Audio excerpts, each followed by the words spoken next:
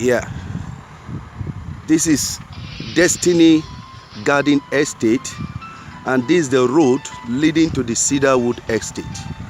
The construction is ongoing. You can see the earth moving equipment that is spreading the earth filling, and you can see the height of the field. In order for the road to be solid and to be accessible, the road is ongoing to the Cedarwood Estate. If you can see far, that is the Cedarwood Estate we are looking at.